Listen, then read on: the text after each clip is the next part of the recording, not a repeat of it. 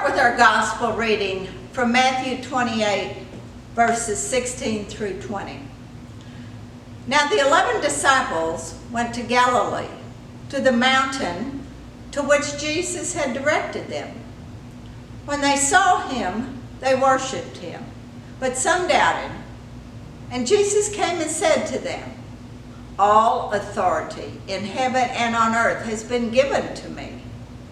Go therefore and make disciples of all nations, baptizing them in the name of the Father and of the Son and of the Holy Spirit, and teaching them to obey everything that I have commanded you. And remember, I am with you always to the end of the age." This is the word of the Lord. Thanks be to God. Did you catch it? It was sandwiched in there almost like a footnote. And I even miss it myself sometimes. Unless you happen to know that today is Trinity Sunday and you went looking for it, you probably would not have noticed it either. We caught the main part easily enough.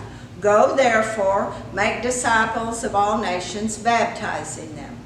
All that is easy enough to remember. That's what we're supposed to do. We're supposed to go, make disciples, baptize. Then the last part is easy enough to remember also. Teach them to obey everything Jesus commanded. And we are sustained by the knowledge that Jesus is always with us to the end of the age, meaning forever and ever. And that includes the year 2020, thankfully. But let's go back to the middle part that I skipped over. The part about baptizing in the name of the Father and of the Son and of the Holy Spirit. Because today is the day we focus on the Holy Trinity. Today is Trinity Sunday. Today is the day we look at that footnote. Why would Jesus invoke the name of three entities? Isn't it kind of like saying, tell them your Aunt Ethel and Uncle Fred and I send our regards? And who are these three that we baptize in their names? What difference does it make in our baptism? Does it make our baptism better somehow? If we are baptized in the name of the big three, does it make it better somehow? What difference does it make? Isn't just the baptizing part enough? Well, if you are someone who misses watching the sports on TV with this pandemic, let me suggest you try an exercise. Try watching the Trinity at work in the grocery store. Yes, the Trinity can be found working at the grocery store, just as much as you would find it on TV in a professional football game. The Trinity is actually a well-honed team act, and you can find it anywhere.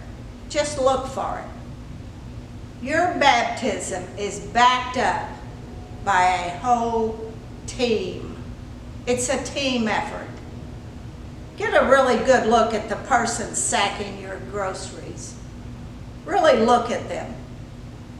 God, the Creator, put that person here on earth, gave them a body, a brain, a heart, and a soul. The Creator gave this person a smile. Then, like a quarterback throws the ball to another player down the field, or the batter hits the ball, Christ steps in to give that person a reason to smile, to connect that person to the Creator in love, to form a bond with God that helps him want to work a job that is sometimes thankless, but nonetheless gives him identity of pride in his work.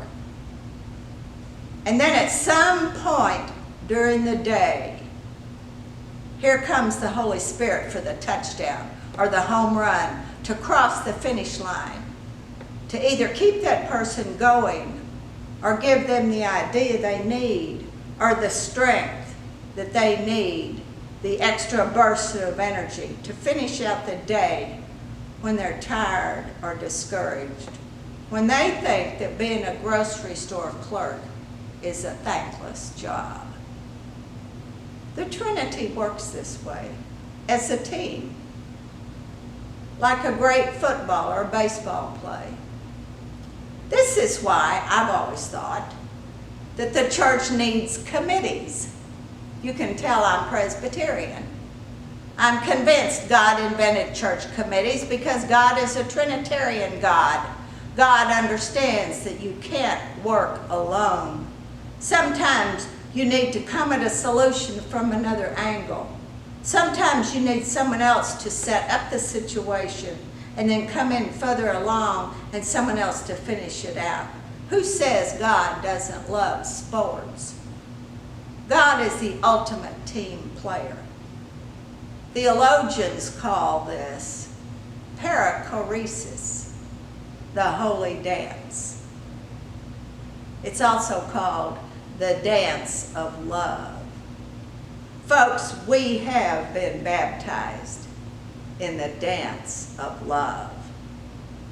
And now Armel is going to tell us what that dance looks like in action.